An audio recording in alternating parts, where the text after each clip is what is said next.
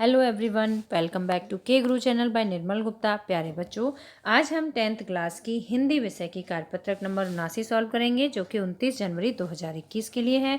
बच्चों, आज की कार्यपत्रक में हम एक पद्यांश पढ़ेंगे और पद्यांश को पढ़ने के बाद कुछ प्रश्न पूछे गए, उन प्रश्नों के उत्तर देंगे, जो कि विकल्प के रूप में दिए गए हैं। तो सबसे पहले हम पद्यांश को पढ़ेंगे। चाहे जो हो धर्म तुम्हारा, चाहे जो हो वादी, नहीं जी रहे अगर देश के लिए तो अपराधी हो। जिसके अन्न और पानी का इस काया पर ऋण है, जिस समीर का अतिथि बना यह आवारा जीवन है। जिसकी माटी में खेले तन दर्पण सा झलका है, उसी देश के लिए तुम्हारा रक्त नहीं छलका है। तवारीख के न्यायालय में तो तुम प्रतिवादी हो, नहीं जी रहे अगर देश के लिए तो अपराधी हो। जिसके पर्वत खेत घाटियों में अक्षय क्षमता है, जिसकी नदियों की भी हम पर माँ जैसी ममता है। जिसकी गोद भरी रहती है माटी सदा सुहागिन, ऐसी स्वर्ग सरीखी धरती पीड़ित याहत भागिन। तो चाहे तुम रेशम धारो या पहने खादी हो, नहीं जी रहे अगर देश के लिए तो अपराधी हो। बच्चों, ये पद्यांश है। अब पद्यांश पर आधारित यहाँ कुछ प्रश्न पूछे गए हैं। तो देखिए, पहला प्रश्न है, कवि ने किन लोगों को अपराधी कहा है? तो किन को अपराधी कहा है? जो देश के लिए जीते हैं? नहीं, वो तो देशभक्त होते हैं, तो उन्हें तो नहीं कहा जा सकता। जो स्वार्थ के लिए जीते हैं, जो स्वार्थ के लिए जीते हैं, उन्हें यहाँ पर अपराधी कहा गया है। जो देश के लिए नहीं जीते हैं, जिनमें राष्ट्रभक्ति की भावना नहीं होती, वो अपराधी हैं। तो यहाँ पर किसे अपराधी कहा गया है? तो देखिए, यहाँ पर किसे अपराधी कहा गया है? जो नहीं जी रहे अगर देश के लिए तो अपराधी हो। अगर तुम देश के लिए नहीं जी रहे हो तो इसका मतलब क्या है? कि तुम स्वार्थी हो।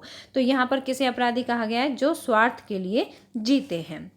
दूसरा प्रश्न है, हमारे शरीर पर देश का कौन सा ऋण है? तो हमारे शरीर पर देश का कौन सा ऋण है? दुश्मनों का नहीं, देश के अन्न और पानी का। देखिए, पद्यांश में हर एक प्रश्न का उत्तर आपको पद्यांश में मिलेगा। हमारे शरीर पर देश का कौन सा ऋण है? तो हमारे जिसके अन्न और पानी का इस काया पर ऋण है। काया का मतलब होता है शरीर। तो दूसरे प्रश्न का उत्तर हमें इस लाइन से मिलेगा, जिसके अन्न और पानी का इस काया पर ऋण है। तो दूसरे प्रश्न का आंसर है ख, देश के अन्न और पानी का।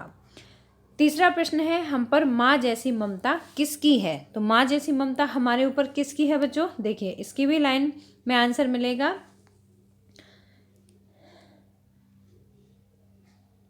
जिसकी नदियों की भी हम पर माँ जैसी ममता है। तो हमारे ऊपर माँ जैसी ममता किसकी है? माँ जैसी ममता हमारे ऊपर नदियों की है। ठीक है, नदियों की है। चौथा प्रश्न है, तवारीख के न्यायालय में कौन प्रतिवादी है? तो यहाँ पर देखिए, उस देश के लिए तुम्हारा रक्त नहीं छलका है, तवारीख के न्यायालय में तो तुम प्रतिवादी हो। मतलब अगर तुम देश के लिए, देश के हित में नहीं हो, तो तुम कौन हो? तुम प्रतिवादी हो। तो इसका है जो स्वयं के लिए जी रहा है। अब देखिए, जो देश से अत्यधिक प्रेम करता है वो तो प्रतिवादी नहीं हो सकता।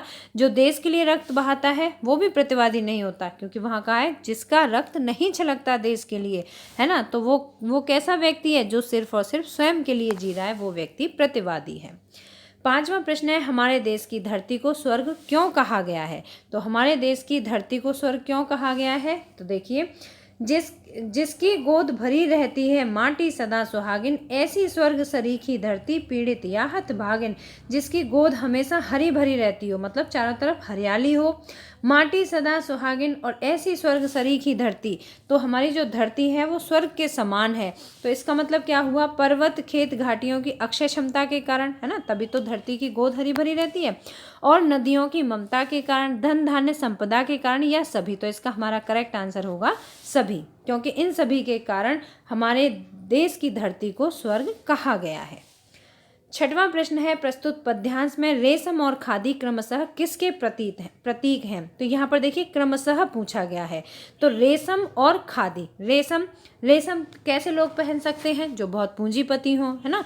और खादी जो कि आम जनता हो। तो इस कविता में यही बताया गया है। तो यहाँ पर देखिए, इसमें ये पूछा गया है कि क्रमशः कौन पहन सकता है। ठीक है, तो चाहे तुम रेशम धारो या पहने खादी हो। तो सबसे पहले इसमें रेशम है और उसके बाद में खादी है। ठीक है, तो क्रमशः मतलब क्रमानुसार बताना है। तो रेशम किसके लिए बताया गया है? पूंजीपति वर्ग, और खादी आम जनता के लिए। तो यहाँ पर हमारा करेक्ट ऑप्शन होगा ख, पूंजीपति और आम जनता। बच्चों, मैं आपको हर एक लाइन इसलिए दिखा रही हूँ जिससे कि आपको ये क्लैरिटी हो जाए कि पद्यांश का आंसर आपको किस तरह से चूज करना है। समीर शब्द का क्या अर्थ है? तो समीर मीन्स होती है हवा। समीर का अर्थ होता है हवा। मैं अब आपको सभी प्रश्नों के आंसर बता देती हूँ। समीर का मतलब है हवा। इसका छठवें प्रश्न का आंसर है ख। पांचवें प्रश्न का आंसर है घ सभी। चौथे प्रश्न का आंसर है ग जो स्वयं के लिए जी रहा है। और तीसरे प्रश्न का आंसर है नदियाँ ख।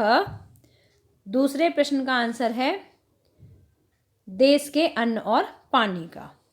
बच्चों, मुझे उम्मीद है कि आपको आज की वर्कशीट अच्छी तरह समझ में आ गई होगी और जो पहला प्रश्न था उसका आंसर था ख। अगर आपको वर्कशीट समझ आई है तो आप इसे लाइक जरूर करना और अगर आपने अभी तक हमारे चैनल को सब्सक्राइब नहीं किया तो आज सब्सक्राइब जरूर करना। मिलते हैं फिर इसी तरह की नेक्स्ट एजुकेशनल वीडियो के साथ। Till then bye bye. Good luck to all of you.